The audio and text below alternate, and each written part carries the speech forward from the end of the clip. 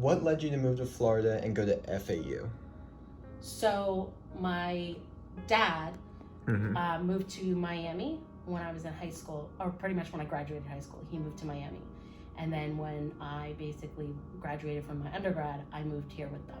So they are the ones that basically, that's why I moved to Florida, is through my family and my parents.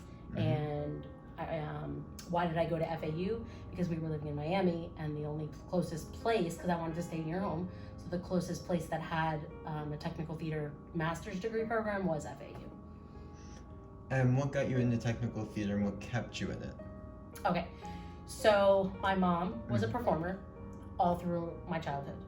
She actually worked at a community theater when we were little, when we lived up north in New England.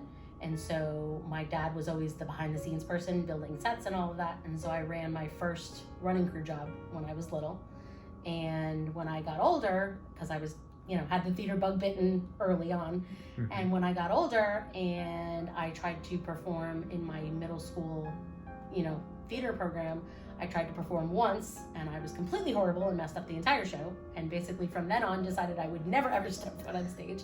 And so I decided I would do backstage. And so that's pretty much what, got me in it. And basically, keeping me in it and wanting to do a degree, I was going to work after I graduated from my undergraduate. I was going to work in a normal, company, in a normal business. But at night I was working with my mom in her theater program in her high school. And I basically got to the point where why was I doing work during the day to go do what I loved at night?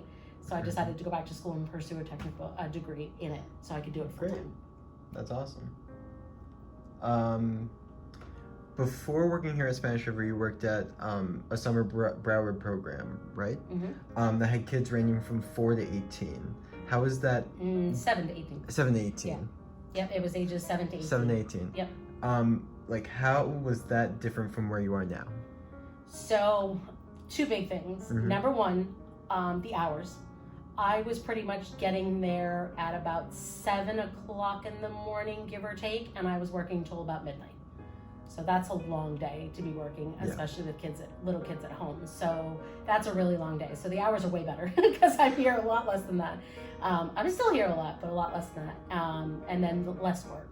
Because working there, I was pretty much not just a technical director, but I was also the business person. So I was pretty much running the day-to-day daily work. I was doing the schedules, I was doing the billing, I was doing, pretty much all of that, and managing the shows and TDing the shows. I was pretty much doing everything. And so it was a lot of work on me because I was doing the work of like 4 or 5. Here, I'm in my department. I have my department. I only have to worry. So it's a lot less work for me. Okay. You worked in the main office all year last year. How did you enjoy that, and how was that different from what you're doing now? How did I enjoy that? Or how did you? Did I enjoy that? Did you enjoy? Did I enjoy that? Yeah. Okay, so let's see. How am I going to answer this? Or how did you get into that, I guess would be a better question. Okay, that I can do. Yeah, that's an easier one. That's a better one. That's a better. So basically when COVID hit, I was working, doing events at a school and doing theater stuff here and there. When COVID hit, of course, there was no theater. Theater went out the door. So after a few months, realizing theater wasn't coming back, I knew I had to get a job because I had to be able to, help, bring in money for the family. So I had to find a job. So I started applying to multiple different places. And because I was already a substitute teacher in the district, I started applying to schools, realizing that I can easily be a secretary because I have a business degree. So I can easily do secretarial work.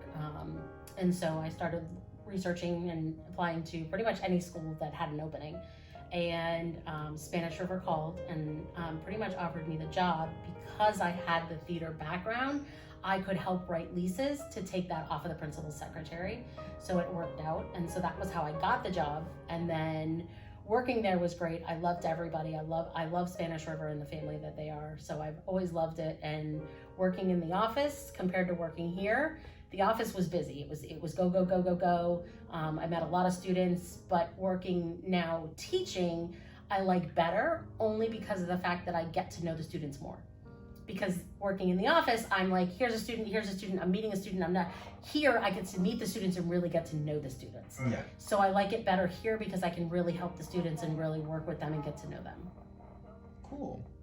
Yeah, she just sent it to me. How many copies over to me? How is it juggling the multiple roles that you have at work with the leasing department and being a teacher and having 2 young kids? A lot. That's the only word I can come up with. I said a lot. Constantly go. I mean, I get up in the morning I get myself ready at 5 in order to get my daughter to somebody's house or to my parents' house to be able to get her to school. And then I'm here until 4, 5, 6 o'clock sometimes. And then I have to go home and cook dinner and do homework with them and do my own work. And then, so it is a lot of work. Coming up, we have baseball season and my son plays baseball. So it's going to get very busy because I'm a team mom because, I don't stop. I do everything. So it's going to be a lot, and it is a lot, but you do what you love because you love it, not because it's hard or because it's busy or whatever. You do what you do because you love it. And that's what I do. How did you meet your husband? So when I was at FAU and attending FAU for my master's degree, one of the first shows I did fully on my own was we have what's called summer repertory theater, where we do shows in rep to teach kids and students how a repertory summer theater program works. Mm-hmm. And my husband was coming back after graduating because he was a boy that could sing. And so he was coming back and performing with them during summer rep, and he was in the show and I was the sound designer for the show. And so that was how we met. Great. What are you most excited for in the years to come when it comes to teaching or just the theater in general? So my biggest thing, which I've told all my students this, is my biggest thing and my biggest goal is to put Spanish River Theater Technical Program back on the map and back in the spotlight, as I call it, but back to the #1 spot, because years ago that's where we were. And that's my goal, is to fix this place up, put it back to its glory days, and put us back on the map. Nice. What advice would you give younger students that may wish to pursue technical theater?